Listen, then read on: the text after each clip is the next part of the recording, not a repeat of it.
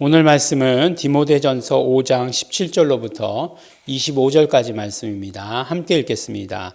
잘 다스리는 장로들을 배나 존경할 자로 알되 말씀과 가르침에 수고하는 이들을 더할 것이니라.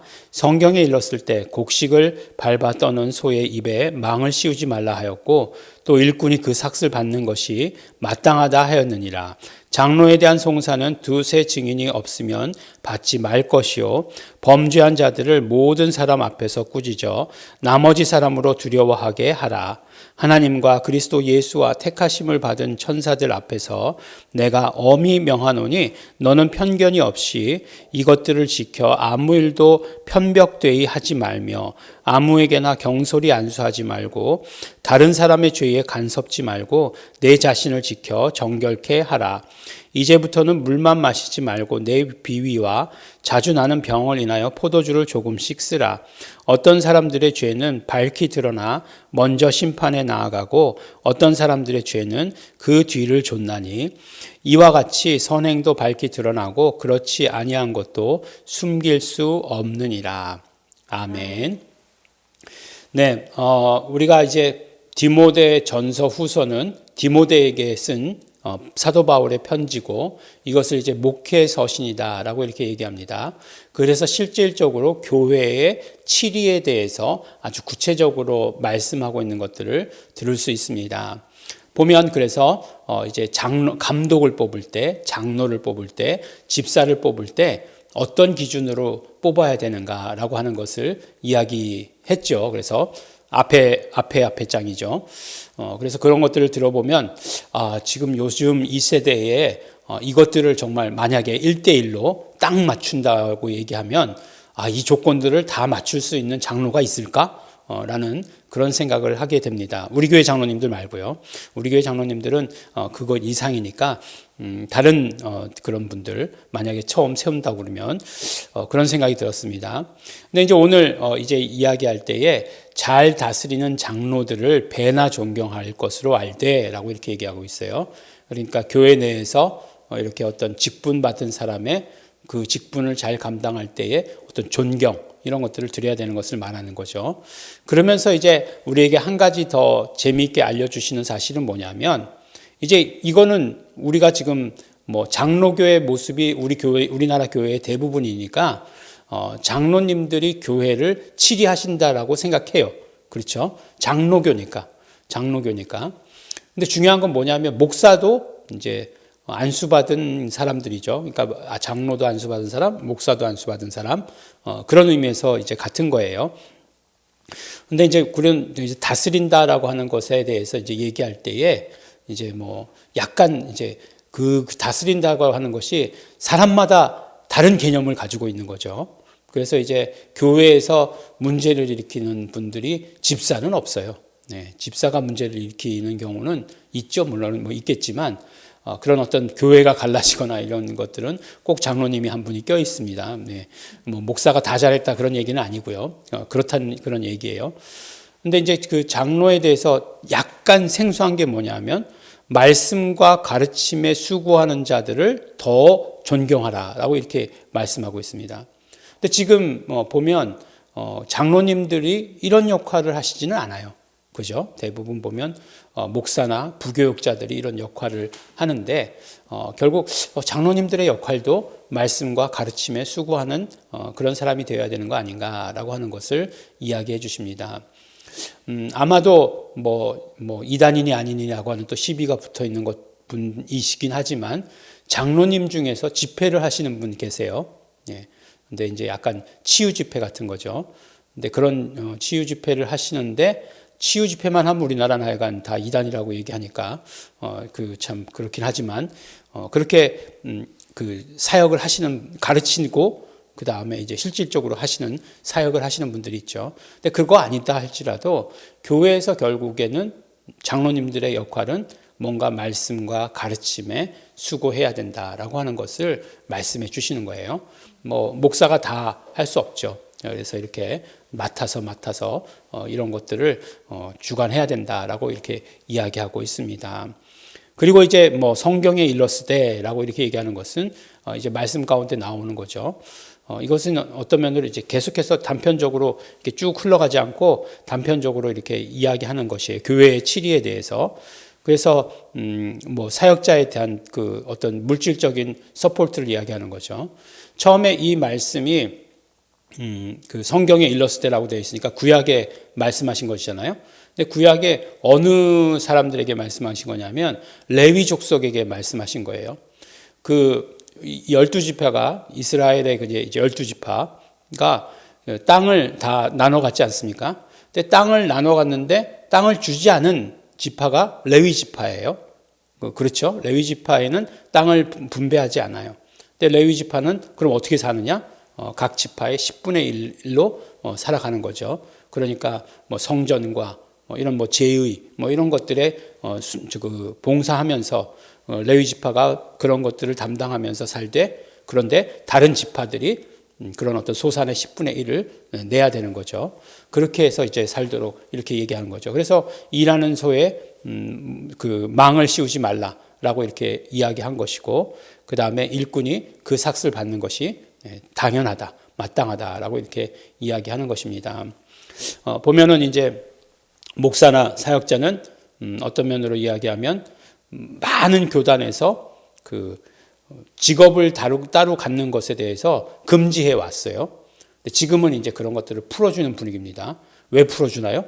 교회가 다 감당을 못하니까 그런 것들을 이제 풀어주는 분위기인데, 뭐 대부분 어떤 면으로 이야기해서 한국 교회의 많은 부분, 그러니까 뭐 한 20% 정도는 사역자들에게 대해서 뭐 정당한 급여를 정해놓고 이렇게 하고 있지만 그렇지 못한 교회가 많습니다. 많기 때문에 그런 것들이 이제 생겨나는 것인데, 한국 교회가 더 건강해지려면, 교회가 건강해지려면, 그렇죠, 목사는 목사의 일만 하게 하는 것이 저는 건강한 방법이다라고 이렇게 생각합니다. 그러나 뭐 이것이 이게 딱 닥트린이다라고 이렇게 얘기하고 싶진 않아요. 그 사회의 어떤 시대의 흐름에 따라서 할 수 있는 건 변화되고 해야 되는 거죠. 변화되지 말아야 될 것은 복음만 변화되지 않으면 되는 것이에요. 복음이 전해지는 방법은 얼마든지 변화될 수 있는 것이고, 복음 전하는 자의 삶은 뭐 얼마든지 변화될 수 있다라고 이렇게 생각합니다. 그럼에도 불구하고 이 물질적인 부분에 대해서 서포트하는 것은 성도들에게도 훨씬 더 유익이다. 그러니까 우리 교회의 목사님에게 우리 교회의 우리 교회 목사님인데 우리 교회 목사님이 굶고 있다. 뭐 이런 것들은 성도들에게도 바람직하지 않다라고 하는 것을 이야기하시는 거죠. 그 다음에 이제 송사에 대해서 이야기가 나왔어요. 치리에 대해서 이야기가 나온 거죠. 장로에 대한 송사는 두세 증인이 없으면 받지 말아라. 조금 더 이제 장로를 세울 때도 엄격해요. 그렇지만 장로에 대한 송사도 엄격하다는 거죠. 교회의 어떤 리더이기 때문에 그 송사도 함부로 진행해서는 안 된다. 송사 자체가 그런 어떤 리더십을, 그런 권위를 무너뜨릴 수 있는 것이기 때문에 이런 것들에 대해서 주의해야 된다라고 하는 것을 이야기하는 거죠. 근데 만약에 두세 증인이 있다라고 이렇게 얘기하면 거의 뭐 틀림이 없지 않겠습니까? 그러니까 그때 이제 송사를 받아도 된다라고 이렇게 얘기하는 것이고, 그 다음에 이제 참 어려운 것이, 교회를 이렇게 치료하기 때 어려운 것이, 헌법에 보면 상벌 규정이 있어요. 그러니까 뭐 벌을 하는 것에 뭐 어떤 것들이 있어요. 그러니까 뭐 교인으로서 제적해버리고 하는 그러한 법들이 있습니다. 근데 그런 것들 법이 있어도 실질적으로 적용하기는 그렇게 쉽지 않아요. 교회니까. 뭐 세상 단체 같으면은 뭐 세상 법이 있잖아요. 그 법에 따라서 뭐 경찰에 고발하고 뭐 그런 거 할 수 있지만 교회 내에서 그렇게 할 수 있는 것이 참 어렵다라고 하는 거예요. 그럼에도 불구하고 교회가 교회로서 공동체를 보호하기 위해서 이 어떤 죄에 대해서, 그런 것들에 대해서 훨씬 더 사실은 더 민감해야 된다라고 하는 것은 사실입니다. 죄 지은 사람은 용서하되 죄는 철저히 다루어야 되는 거예요. 이 원칙이 흔들리면 안 됩니다. 죄 지은 사람과 죄에 대해서 이것에 대해서 분리해서 이렇게 적용할 수 있는 그런 것들이 있어야 돼요. 그렇다고 해서 죄 지은 사람 보고서 너는 뭐 아무렇지도 않아, 죄가 나쁜 거야, 이런 얘기가 아니라 죄에 대해서 엄격하게 처리해야 되고, 그러나 회개하고 돌아왔을 때 회개하고 돌아온 사람을 용서해야 되는 것은 너무나 분명한 거죠. 그럼에도 불구하고 이건 정말 또 원론적인 얘기고, 교회들이 이제 얼마 전까지만 해도 또 이 코로나 전까지 그 신천지의 그 굉장한 그런 공격들을 받았어요. 그 신천지의 공격을 받을 때에 신천지에 갔다가 다시 돌아온 사람들, 돌아왔다라고 얘기하는데 이 사람들을 믿을 수가 없는 거예요. 그러니까 뭐 돌아오면 받아줘야 되는데 회개하고 돌아왔다라고 얘기하는데 믿을 수가 없는 거죠. 그런 어떤 교회가 딜레마에 빠지기도 했었습니다. 어쨌든지 간에 원칙은 그렇다라고 하는 것이고, 그 다음에 이제 뭐 안수에 대해서 이야기하고, 이제 디모데에 대해서 얘기할 때 디모데가 스스로가 스스로를 보호할 수 있어야 된다라고 이렇게 얘기하는 거예요. 그러니까 사역에 있어서 중요한 것 중에 하나는 뭐냐면 뭐 나는 뭐 촛불이 되겠습니다. 내 한 몸 다 불살라서 이 어두움을 밝히고 떠나겠습니다. 그러는 거 아니라는 거예요. 그러는 거 결코 아니고 스스로가 스스로를 보호할 수 있어야 됩니다. 그래서 스스로가 영적으로, 그 다음에 영혼을 영적으로 이렇게 보호할 수 있어야 되고, 그 당연한 거죠. 그 다음에 육체도 보호할 수 있어야 된다라고 이렇게 얘기하고 있어요. 그래서 이제 이 포도주를 마시지 않는 것이, 그렇죠. 이렇게 술 취하면 안 되니까. 그러니까 디모데는 아예 포도주를 마시지 않았던 것 같아요.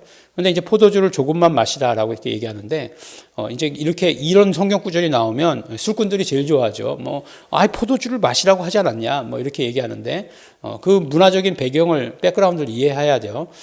지금 있는 그 에베소라고 하는 그 동네는 물이 그렇게 좋지 않은 동네예요. 그러니까 우리나라는 잘 이해를 못 하는 거죠. 우리나라는 물이 좋은 동네예요. 그래서 물에 석회가 섞여 나오지 않아요.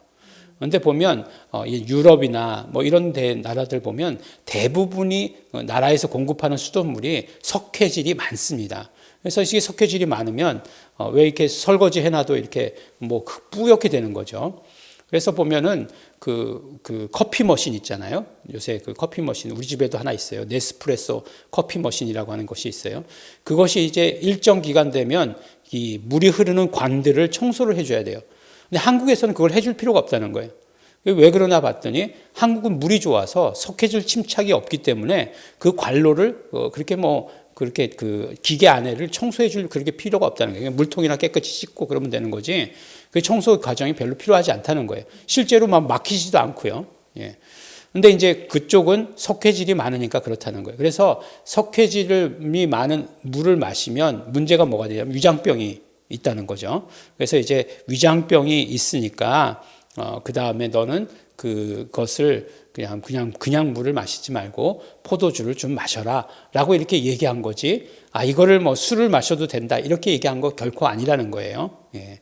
그러니까 뭐 성경에서 이렇게 그냥 한쪽만 잘라서 이렇게 얘기하고 그러면 안 되죠. 네. 뭐 예수님 포도주 안 드셨느냐? 예수님 포도주 드셨어요. 누가 술을 먹지 말라고 그랬어요? 네. 술을 먹지 말라고 그런 게 아니죠. 술을 먹고 과음하면 반드시 실수하니까 그것을 하지 말라라고 이렇게 얘기하는 거죠.